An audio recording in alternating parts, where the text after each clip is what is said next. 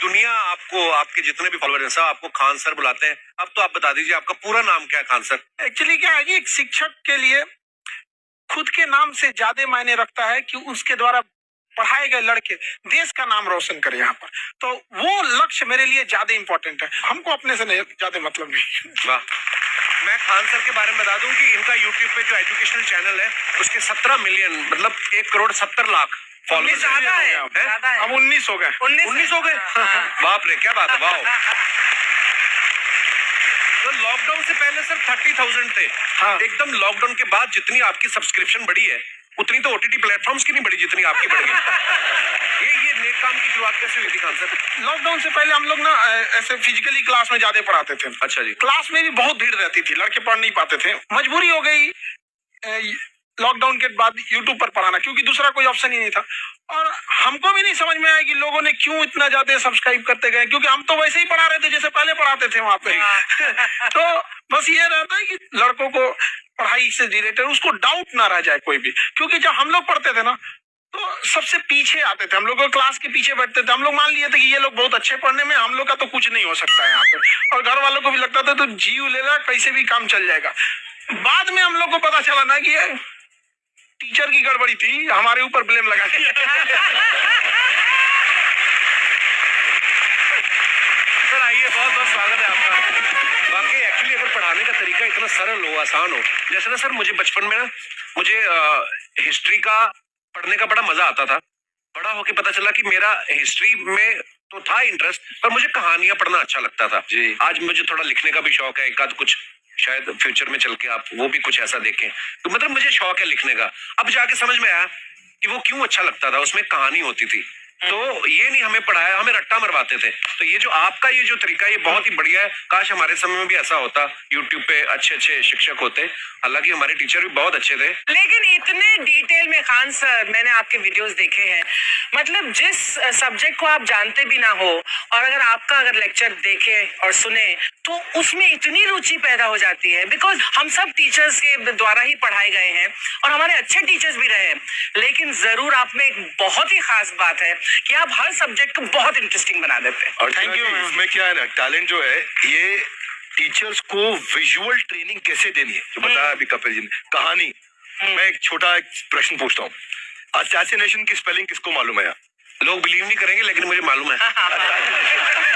Assassination की spelling होती है भाई एस माने गधा, गधे के ऊपर एक और गधा, एक और एस, उसके ऊपर आई मतलब मैं पूरा, और मेरे ऊपर पूरा देश नेशन, आई नेशन। तो ASSASSI मैं ये जितना विजुअल करते हैं पढ़ाने को, जितना आसान करते हैं, वो याद नहीं होता था रेडियो किसने बनाया। बोला रेडियो चल नहीं रहा, इसको मार थप्पड़ मार, कोनी मार, कोनी मार, कोनी ने बनाया। याद हो गया, मार कोनी ने बनाया। जितना विजुअल कर दो। जैसे आपने कहा कि कैसे किसी चीज को इतना अच्छा समझा देते हैं, वो आधे घंटे के क्लास के लिए पीछे 1 हफ्ते का मेहनत होता है। मैं ये भी पूछने वाली थी कि कितनी मेहनत लगती है आपको। वो डिपेंड करता है कि हम कब तक सेटिस्फाई नहीं हो जाते। अच्छा। कभी कभी तो कोई चीजें 2-2 महीने से अटकी हुई है, जब तक हम नहीं सेटिस्फाई होते, नहीं इसको ऐसे नहीं, अब लड़के समझ तब तक नहीं बताते उसे। कहते हैं ना, दुनिया ने मेरी बुलंदियां देखी, किसी ने पाँव के छाले नहीं देखे। क्या है ना कि हम लोग अपने स्टूडेंट लाइफ में इतना पीछे थे ना, कभी कभी अपने आप को से डर लगने लगता था, या हम कहाँ आ गए, हमारा कुछ हो सकता है कि नहीं हो सकता है यहाँ पे। तो लेकिन ना कुछ सीखने का बड़ा शौक था। तो जैसे एक फिल्म बनाने से पहले डायरेक्टर कितने महीने की प्रैक्टिस करता, 2 साल की मेहनत के बाद एक 3 घंटे की फिल्म बनाना पड़ता है। उस तरह से थोड़ा काफी मेहनत करना पड़ता है पीछे से, तब जाके समझ में आता है। और धीरे धीरे एक्सपीरियंस होने से थोड़ा समझ में आ जाता है कि क्या कहाँ पे कौन सा चीज डाउट आएगा वहां पे। और आपसे पढ़ाई करने का ये भी फायदा है, ये पीट नहीं सकते ना यूट्यूब चैनल से, अंदर से निकल के नहीं मार सकते। हमें तो पीटा इतना है ना, हम तो मतलब टीचर से सवाल नहीं पूछ सकते थे। कभी बचपन में पूछ भी लिया ना कि सर सूरज कितना दूर है, तुझे जाना है उधर? मतलब ये नहीं कि बच्चे के साथ दोस्ती करो, उसके आजकल माहौल बहुत बदल गया है। अब तो बच्चों की पिटाई भी नहीं होती, हमारे बड़ी पिटाई होती है। हम भी कहते हैं, हमसे भी लड़के नहीं पूछते हैं, क्योंकि उन्हें पूछने की नौबत ही नहीं आती है। क्लियर हो जाता है ऐसे ही। वाह क्या बात। मैंने देखा है सर आपके फॉलोअर्स में रवीना टंडन भी है एक, तो जब आप कहे कितनी मुस्कुराहट आई खान सर। तो जब कभी आप कोई नया वीडियो डालते हैं तो आप उनको पर्सनली मैसेज करते हैं कि किसी चीज पे डाउट हो तो कॉल में एनी टाइम, ऐसा करते हैं आप। अच्छा, विवेक सर के बारे में हमने सुना है कि किसी को बिजनेस रिलेटेड प्रॉब्लम हो तो 5 सेकंड के अंदर जवाब दे देते हैं। जब भाभी जी आपको तैयार होने के बाद पूछती मैं कैसी लग रही हूँ, 5 सेकंड में जवाब दे पाते हैं आप? देखिए, इसमें तो सभी लोग पीड़ित हैं और हर जगह, हर घर में ये जरूर सुना होगा सबने कि बच्चों के चक्कर में तुम्हारे साथ रह रही है, वरना तुमको तो कब का छोड़ के चली गई होती। ये बड़ी कॉमन बात है। परमीत सर बोलते हैं आपको ऐसा? आप तो कभी नहीं बोलती होंगी। इनका उल्टा है, इनका एटीट्यूड पति वाला है वैसे, तो इसलिए। क्या प्रॉब्लम है? नहीं, कोई औरतों को प्रॉब्लम मतलब मर्दों से कम बिल्कुल मत समझो। नहीं, ठीक है, पर ऐसे मुक्के वगैरह नहीं मारने चाहिए आपको। सर आपने अभी तक शादी नहीं की ना खान सर? नहीं, इतने पॉपुलर हो गए आप, आपका सेंस ऑफ ह्यूमर इतना अच्छा है, तो बड़े सारे प्रपोजल तो आते होंगे आपको। अभी तो इधर कुछ नहीं है सर। खान सर पर्सनल सवालों का जवाब कम देते हैं। अच्छा, जैसे हम शादीशुदा लोगों को देखने के बाद हमको थोड़ा सा और अच्छा, कई बार ना इंसान ज्यादा मोटिवेशनल स्पीकर्स को सुन लेना तब भी कंफ्यूज हो जाता है। कोई कहता है बड़े सपने देखो, गाड़ी लो, बैंक बैलेंस बनाओ। कोई कहता है कि इच्छाएं नहीं रखनी चाहिए, ये दुखों का कारण है। हम किसकी सुने गुरुजी? सुने सबकी, करे खुद की। जो दिल से निकले। दिल से निकले, क्योंकि जो सुनते हैं हम कई बार सुनते हैं और उसको खुद की प्रोसेसिंग करते ही नहीं है, और जब दूसरों की बातें सुनकर बिना प्रोसेस करके फॉलो करने लगते हैं, उसी को तो हम अंधश्रद्धा कहते हैं। बिल्कुल, उसको प्रोसेस करें, अपने दिल से जो रेजोनेट होता है उसको सोचे और फिर करें।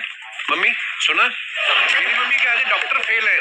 मम्मी की जो सहेली ऑन द स्पॉट इसके साथ बैठी है और इनको अगर कोई प्रॉब्लम है, फॉर एग्जाम्पल कोई शुगर की प्रॉब्लम है, तो उन्होंने जो बोल दिया वो अंतिम सत्य है।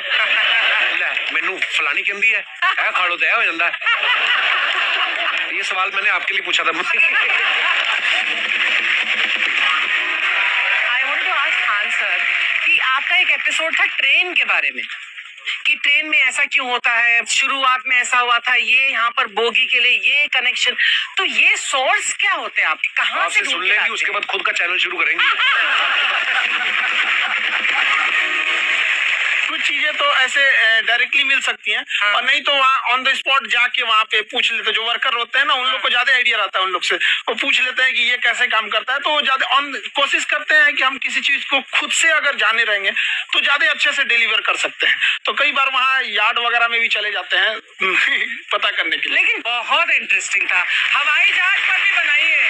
आप कहती हैं तो एक उस पर भी बनाई देंगे। बहुत शुक्रिया जी। अच्छा सर, कई बार ना माँ बाप भी, जो मैं ये कहूंगा कि उनकी गलती होती है कि अगर बच्चा आपका 4-5 साल का है, आप शुरू से उसके मन में डालना शुरू कर देते हो कि ये तो इंजीनियर बनेगा। हो सकता है बाप इंजीनियर हो, वो चाहता है कि जरूरी तो नहीं है। अब मेरे पिताजी पुलिस में थे जी, मेरे मामा सब आर्मी में थे, मैं अकेला इस फील्ड में निकला है, मुझे ये चीज अट्रैक्ट करती थी। ये कहाँ तक सही है सर? जी, मेरे हिसाब से तो बच्चों पे कभी प्रेशर नहीं डालना चाहिए, लेकिन साथ ही साथ हमको ये भी देखना चाहिए कि जैसे एल्बर्ट आइंस्टाइन ने एक बहुत अच्छी बात बताई थी, अगर एक खरगोश हो, एक बंदर हो, एक हिरन हो, एक शेर हो और एक मछली हो, उन सब को आप एक कतार में खड़ा कर दीजिए और उन सब के लिए एक ही टेस्ट हो कि आप पेड़ पे सब लोग कैसे चढ़ पाए। बात लगा के अब सबको एक टेस्ट कैसे दिया जाए?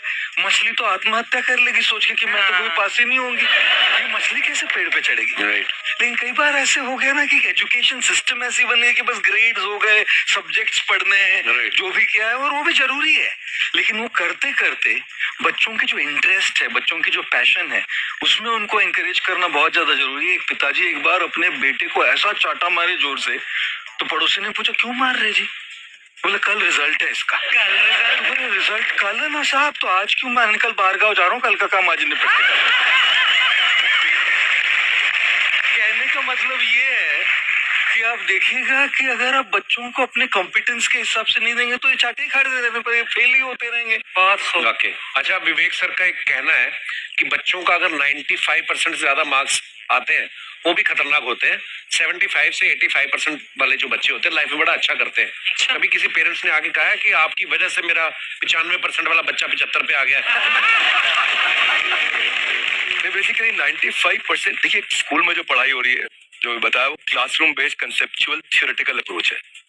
और उसमें बच्चे को क्या चाहिए, एक कॉन्सेप्ट होता है कि जिस सब्जेक्ट में 10 में से 3 आ रहे हैं उस पर फोकस करने की जगह वहां फोकस करो जिसमें 10 में से 7 आ रहे हैं, ताकि उसका सुपर स्पेशलिस्ट बने। पर वहां सब कुछ पोर किया जा रहा है। तो